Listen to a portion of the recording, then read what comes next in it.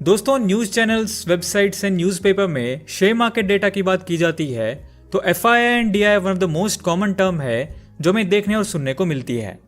FII होता है foreign institutional investors and DII होता है डोमेस्टिक इंस्टीट्यूशनल इन्वेस्टर्स।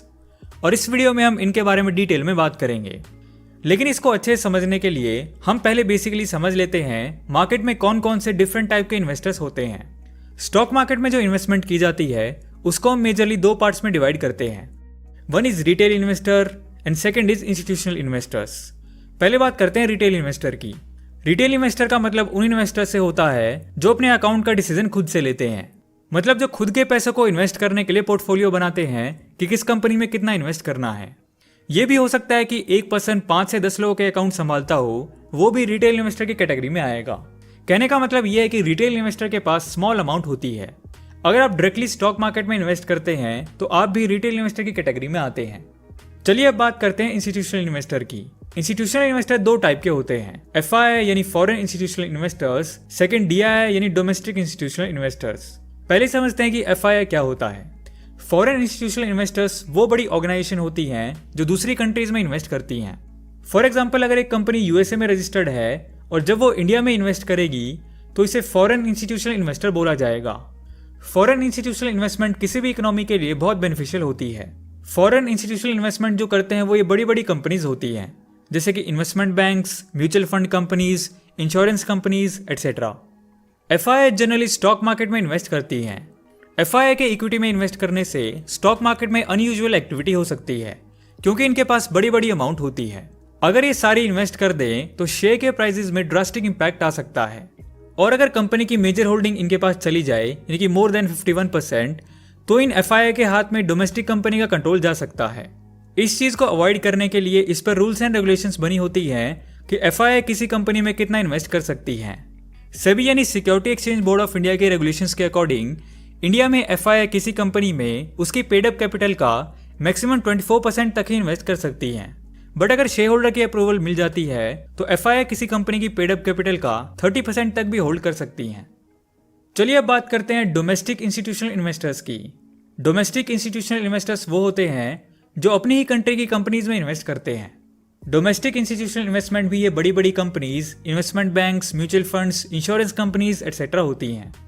दुनिया के कुछ लार्ज इंस्टीट्यूशनल इन्वेस्टर्स के एग्जांपल हैं Black Rock, Vanguard Asset Management, State Street Global Advisors etcetera. तो बेसिकली इंस्टीट्यूशनल इन्वेस्टर्स का काम होता है बहुत बड़ी बड़ी अमाउंट जो कि अलग अलग लोगों से इकट्ठा की गई होती है उसको different financial instruments and asset classes में इन्वेस्ट करना। तो उस अमाउंट को इंस्टीट्यूशनल इन्वेस्टर्स अगर अपनी ही कंट्री में इन्वेस्ट करते हैं तो उसको बोलेंगे डोमेस्टिक इंस्टीट्यूशनल इन्वेस्टमेंट, और अगर वो फॉरेन की किसी कंपनी में की जाएगी तो उसको बोलेंगे फॉरेन इंस्टीट्यूशनल इन्वेस्टमेंट। अब समझते हैं कि इंस्टीट्यूशंस फॉरेन कंट्रीज में इन्वेस्ट क्यों करते हैं। इसको एक एग्जांपल से समझते हैं। मान लेते हैं ये 3 लोग हैं, A, B and C। A एक ऐसा बंदा है जो ग्रो करना चाहता है और उसके लिए काम भी कर रहा है। B भी ग्रो करना चाहता है, वो बस सपने देखता रहता है कि वो कुछ बड़ा करेगा बट उसके लिए कुछ एक्शन नहीं ले रहा। C जो है वो ऑलरेडी ग्रो कर चुका है, अब वो कैजुअली काम को करता है क्योंकि अब उसको बहुत ज्यादा काम करने की नीड नहीं है। तो अगर आपके पास ये तीनों लोग आए और बोलें कि इनको कुछ पैसे चाहिए अपने बिजनेस में लगाने के लिए और बिजनेस से जो इनकम होगी वो उसमें से आपको कुछ हिस्सा भी देंगे, अब आप सोचिए आप किसको पैसा देना प्रेफर करेंगे। ऑब्वियसली आप A को पैसा देना प्रेफर करेंगे क्योंकि B तो ग्रोथ में इंटरेस्टेड ही नहीं है, तो आप उसको पैसे दे के कमाना तो दूर बल्कि अपने पैसों को रिस्क में डाल दोगे। और C का काम तो अच्छा चल ही रहा है, इसके पास आपके पैसे सेफ तो रहेंगे, बट C अपनी और आपकी इनकम को इंक्रीज करने के लिए एक्स्ट्रा एफर्ट नहीं करेगा, जबकि A ग्रो करना भी चाहता है और उसके लिए एक्शंस भी ले रहा है। तो आपको उसके ऊपर ज्यादा कॉन्फिडेंस होगा और A से ज्यादा रिटर्न्स आने के चांसेस होंगे। ऐसे ही कंट्रीज के केस में होता है।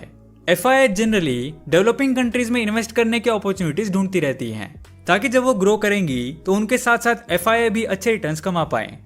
चलिए अब बात करते हैं कि इंडियन स्टॉक मार्केट में आप FII एंड DII की ट्रेडिंग एक्टिविटी कैसे चेक कर सकते हो। तो डेली बेसिस पे NSE यानी नेशनल स्टॉक एक्सचेंज अपनी वेबसाइट पे FII की ट्रेडिंग एक्टिविटी पब्लिश करती रहती है। आप यहां पर जाकर इसको चेक कर सकते हो। चलिए अब देख लेते हैं कि FII और DII काम कैसे करती हैं। FIIs और DIIs इन दोनों की रिसर्च टीम होती है। ये रिसर्च करने के लिए एक्सपर्ट्स को हायर करते हैं, इसलिए इनकी रिसर्च बहुत अच्छे लेवल की होती है। ये कंपनीज की प्रॉपर रिसर्च करने के बाद ही उसमें इन्वेस्ट करते हैं। ये कंपनी की करंट सिचुएशन और फ्यूचर पोटेंशियल का पता लगाने का काम करते हैं। क्योंकि इनकी अमाउंट बहुत बड़ी होती है, इसलिए इनको बहुत केयरफुल रहना होता है। तो दोस्तों, आज की वीडियो में इतना ही। जल्दी मिलते हैं अगली वीडियो में एक ऐसे ही नॉलेजेबल टॉपिक के साथ।